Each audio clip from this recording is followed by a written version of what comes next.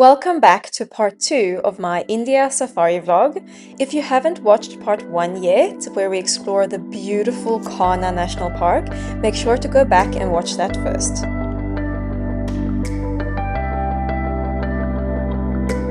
After saying goodbye to Kanha, we drove about 5 hours north to continue our adventure in Bandhavgarh National Park. We were told that there was a higher density of tigers here, but I don't think we could have imagined what we were in for.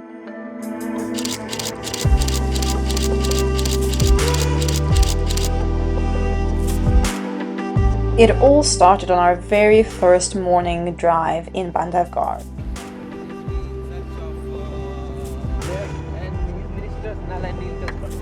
Now you are in Wonderland. Yeah, wow. 5 minutes in, our first tiger. This is what it's like.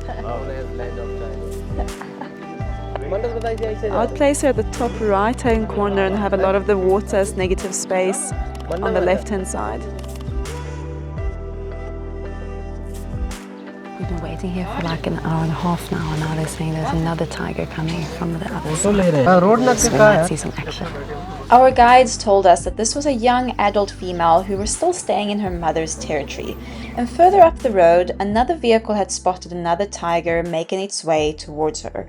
So we knew there was good chance for some interesting action and decided to invest our morning to see how it panned out.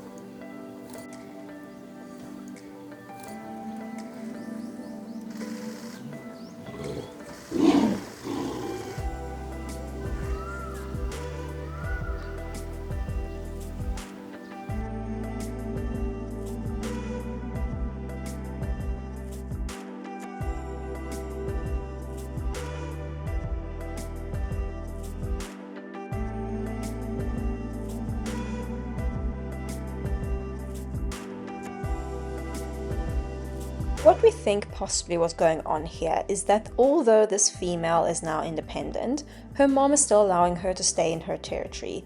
And here she's coming to check up on her. However, as any teenage daughter, she was not interested in interacting with her mom. She's asking to be left alone while also showing clear submissive behavior, and the mom accepted it and moved off.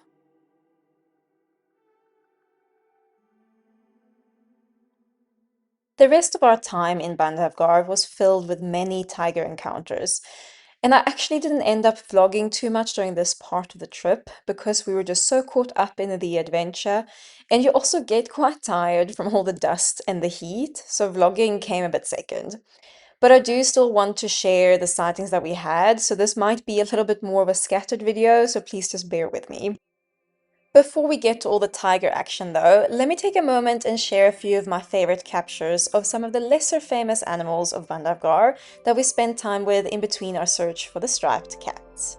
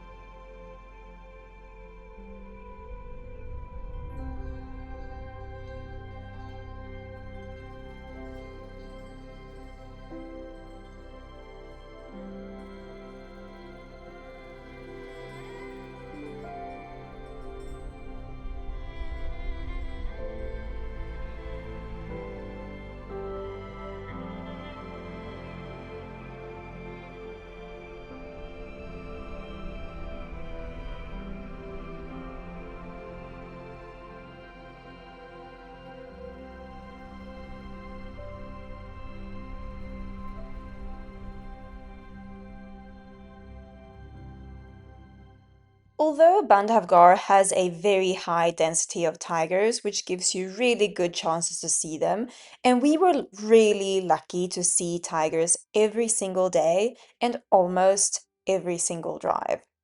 It is still, though, very, very difficult to find them, and it still takes a lot of great knowledge and skill from our guides and drivers, but also a lot of luck, timing, and especially patience. One of my favorite photos of the trip became possible thanks to our guide's skill to predict where the tigers would appear. We heard rumors about a tiger in an area, and while exploring, we arrived to a river, and that's when we started hearing alarm calls. Our guides told us that the tiger most likely would cross the river, and we got very hopeful since it was a very pretty setting. While we waited, we photographed a stork standing further down the river and used it as a learning opportunity. And lucky we did, because all of a sudden, the tiger appeared exactly where our guides predicted, and our camera settings were ready to go.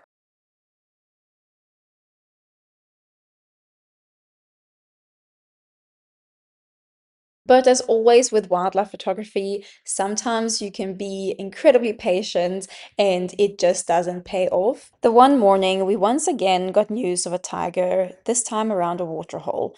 And since tigers love laying down in the water to cool down during the heat of the day, the chances were very high it would come down to this waterhole. Just like many times before, we decided to invest our morning here and use the time to go through a few useful photo techniques that my guests were interested in. However, this time we ended up giving up after a couple of hours when it simply just got too hot and uncomfortable to sit there and wait. Later that day, someone else found that tiger at that very same waterhole, so it just goes to show that sometimes you can be in the exact right place, but just maybe at the wrong time. Time to head out on another game drive in Bandhavgarh. The heat is not to be played with. Honestly, I obviously do a lot of safaris in Africa and I definitely handle heat, but this is next level, and the dust is also crazy. So if you're going to India for safari, prepare for the heat and for the dust. Since you can't off-road in the national parks, you often see the tigers quite far away, and for closer encounters, you're completely at the mercy of the tiger's decision to come closer to the road or not.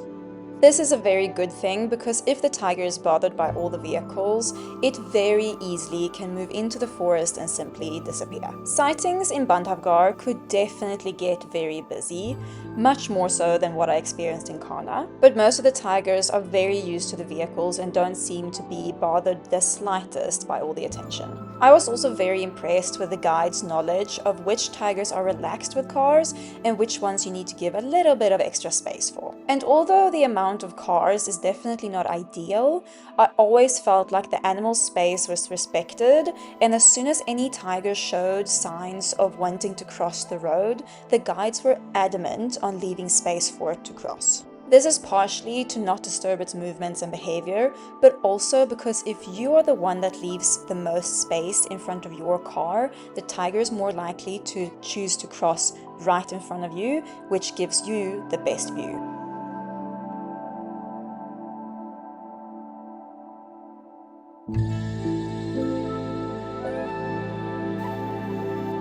Sometimes you might invest your time in one tiger sighting while another tiger sighting is happening, and you then have to kind of pivot and change your plans. And that did happen to us the one afternoon when we heard about several different tiger sightings in the area that we were in, but we decided to invest in this one female who was sleeping in the drainage line because we managed to get into a nice position where if she were to wake up, we would get a great portrait opportunity. So we have found a tiger. She's right over there.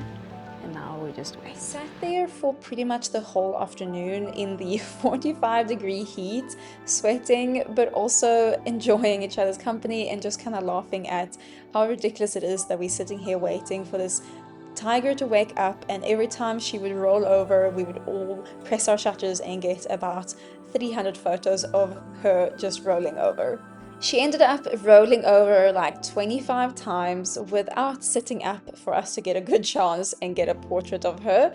But that's how it is sometimes. And then just as we had the last bit of light of the day, we got news that there was another tiger sighting just up the road of a big male. We all decided that this female is not waking up for us, so let's go and invest in this male. And we got there and got this beautiful sighting of him in the middle of this big dam walking out into the water, and it was definitely worth pivoting our plans for.